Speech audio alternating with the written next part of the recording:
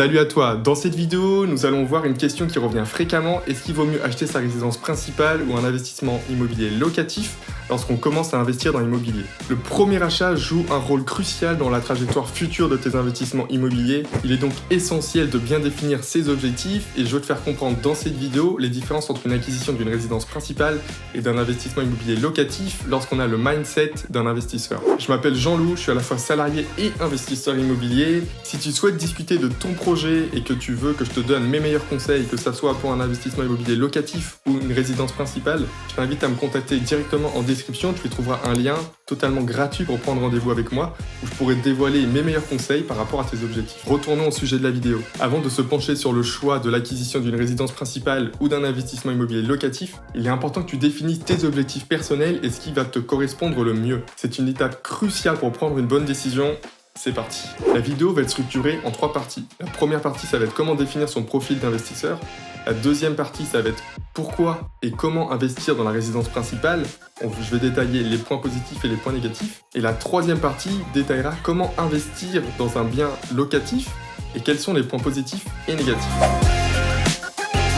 Première partie, comprendre son profil d'investisseur et comment établir ses objectifs et sa stratégie. Avant de prendre une décision d'achat, il est essentiel que tu définisses tes objectifs, qu'ils soient à court terme ou à long terme, et le type de stratégie que tu souhaiterais mettre en place. Premièrement, c'est ta tolérance au risque. Est-ce que tu es prêt à te dégager du temps et également prendre des risques pour avoir des rentabilités qui soient élevé. Deuxièmement, qu'est-ce que tu espères réaliser avec cet investissement, que ce soit pour ta résidence principale ou un investissement immobilier locatif? Est-ce qu'il s'agit de te constituer un patrimoine ou alors de se générer des revenus passifs ou d'autres objectifs spécifiques? Troisièmement, ta capacité financière. Est-ce qu'aujourd'hui, tu as de l'apport à consacrer à ton projet?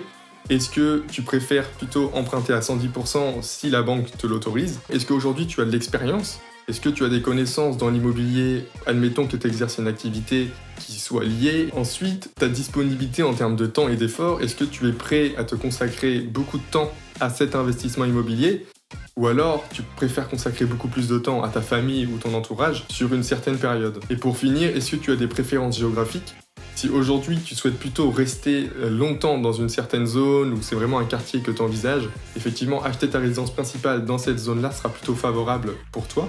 Si également au travers de ton travail tu ne sais pas exactement quelles seraient tes perspectives d'évolution, il serait peut-être préférable plutôt que tu achètes un investissement immobilier locatif plutôt qu'une résidence principale. À toi de définir tous ces objectifs en fonction de tes finances, en fonction de tes envies, en fonction de ton profil d'investisseur en soi, et de tes objectifs à long terme. Donc je t'invite vraiment à prendre en compte ces différents éléments pour pouvoir te définir si oui ou non l'une des deux options serait préférable pour toi.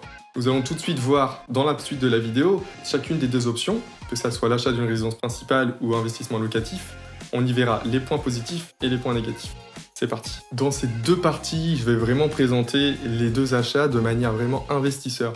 C'est-à-dire qu'avant tout, si tu veux réaliser une bonne affaire dans l'immobilier, il faut acheter au plus bas, c'est-à-dire acheter en dessous du prix du marché. C'est en réalité à ce moment-là que tu vas pouvoir faire une réelle affaire.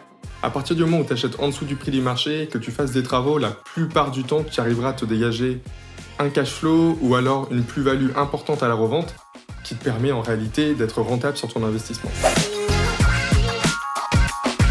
On parle tout de suite de la résidence principale. Aujourd'hui, la résidence principale est beaucoup trop sous-estimée par certains investisseurs. En réalité, elle te permet d'être exonéré d'impôts à la plus-value. C'est-à-dire que si tu achètes ton bien 100 000 €, que tu fais 20 000 € de travaux et que tu le revends 150 000 €, en réalité, la plus-value va être calculée sur le prix de revente et le prix d'achat. La différence entre le prix de vente et le prix d'achat. Donc là, on t'aurait 50 000 € de plus-value, auquel toi, tu vas devoir déduire le montant des travaux que tu as apportés. Donc admettons, dans ce cas-là, tu aurais 30 000 € de plus-value, et ce montant-là n'est pas imposable en France. C'est vraiment quelque chose, contrairement à ce que beaucoup de personnes disent, qui te permet de dégager beaucoup d'argent. Sur cette plus-value-là, tu n'es pas imposé, tu mets tout ça dans ta poche, et ça te permet derrière de pouvoir racheter un autre bien immobilier qui soit plus gros et te dégager une plus-value plus importante. Aujourd'hui, j'ai acheté un bien immobilier que je loue, donc j'ai choisi de faire cette stratégie-là tout au début. Et aujourd'hui, je suis en train d'acheter ma résidence principale et je vise vraiment un objectif de rentabilité sur la plus-value. Cette plus-value, aujourd'hui, il faut que tu l'optimises au maximum.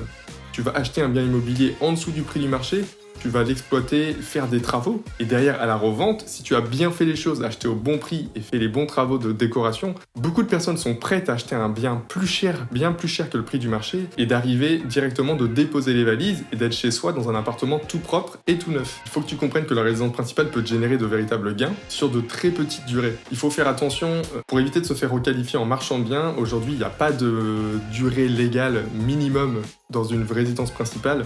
Néanmoins, moi je te recommande de l'acheter, d'y vivre. Il faut absolument y vivre dans cette résidence principale. Tu peux pas te contenter de l'acheter, faire des travaux et la revendre. Dans ce cas-là, tu pourrais être qualifié de marchand de biens par l'État et donc te faire imposer sur cette plus-value. Et ce qu'il faut vraiment que tu fasses, c'est que tu l'achètes, tu fasses des travaux, tu y habites vraiment. Tu pourras justifier que tu y as bien habité en montrant des factures, que ce soit l'électricité ou la box internet. Il faut vraiment montrer que tu as habité dans le logement, et à partir de là, tu ne pourras pas être requalifié de marchand de biens. Donc tu vas encaisser ta plus-value, et cette plus-value peut te permettre de racheter un autre appartement, où tu peux refaire la même chose sur des cycles en résidence principale. Aujourd'hui, il n'y a aucune contre-indication légale à faire ça. On passe au point négatif de la résidence principale. L'inconvénient d'acheter sa résidence principale, c'est effectivement d'être bloqué dans une zone géographique. C'est-à-dire que si aujourd'hui tu es locataire, tu peux te permettre de te déplacer plus rapidement. La contrainte géographique est à prendre en compte. Après, il faut prendre en compte qu'aujourd'hui, acheter sa résidence principale n'est pas forcément rentable. Il faut vraiment voir toutes les charges associées à sa résidence principale, que ce soit la taxe foncière, que ce soit les charges de copro, que ce soit les intérêts d'emprunt, donc le prêt à rembourser. Il faut également prendre en compte tous les frais annexes de sa résidence principale. Il ne faut pas non plus mettre énormément de décoration et mettre énormément de budget dans tout ce qui est décoratif, qui aujourd'hui ne sera pas réellement impactant lors de la revente et qui pourrait en réalité tout simplement vous faire perdre de l'argent. On passe maintenant à l'investissement immobilier locatif. Et quels sont les points positifs? Le premier point positif et le premier gros point positif, c'est qu'en réalité tu peux te générer de vraies rentes immobilières. Pour mon cas, je suis resté locataire, j'ai acheté un bien immobilier locatif qui me rapporte aujourd'hui plus de 1 000 € net par mois. En réalité, à côté de mon travail de salarié, je me suis créé une nouvelle rente complémentaire. Si tu fais les choses bien avec une bonne stratégie d'investissement, tu peux vraiment te dégager une vraie rente complémentaire avec ce qu'on appelle le cash flow positif. Pour définir ce terme, le cash flow positif, c'est ce qui va te rester dans la poche à la fin du mois lorsque tu as pris tes loyers et que tu as déduit toutes les autres charges. En réalité, ce montant-là te permet tous les mois donc d'acquérir un nouveau revenu complémentaire et qui va te permettre à long terme d'investir dans de nouveaux projets immobiliers. Et pour finir, en plus d'obtenir tous les mois ce cash flow qui te permet de dégager un revenu complémentaire, il faut que tu prennes en compte que c'est le locataire qui va payer ton appartement et donc à la revente, tu vas pouvoir vendre ton bien et récupérer de l'argent qui en réalité a été payé par les locataires. Les points négatifs de l'achat d'un investissement locatif: il faut prendre en compte les risques de vacances locatives. Selon ta stratégie, que ça soit une location longue durée ou alors une location courte durée, effectivement, ton appartement ne sera jamais plein à 100%. Donc dans tes calculs, il faut que tu prennes en compte une possibilité de vacances locatives qui viendrait à diminuer ta rentabilité sur l'année. Le deuxième point, effectivement, quand tu achètes un investissement immobilier locatif, tu peux être amené à faire de la gestion locative en fonction de la manière dont tu souhaites gérer ton bien. Si tu le fais gérer par une société, dans ce cas-là, tu n'auras quasiment rien à faire, à part le fait que peut-être à certains moments ou à certains roulements ou alors durant des casses, tu peux être amené à être appelé par l'agence pour confirmer avec toi si oui ou non tel équipement doit être changé. Ou alors tu peux faire une gestion totalement automatique, comme aujourd'hui moi je fais en location courte durée, qui me prend quasiment pas de temps.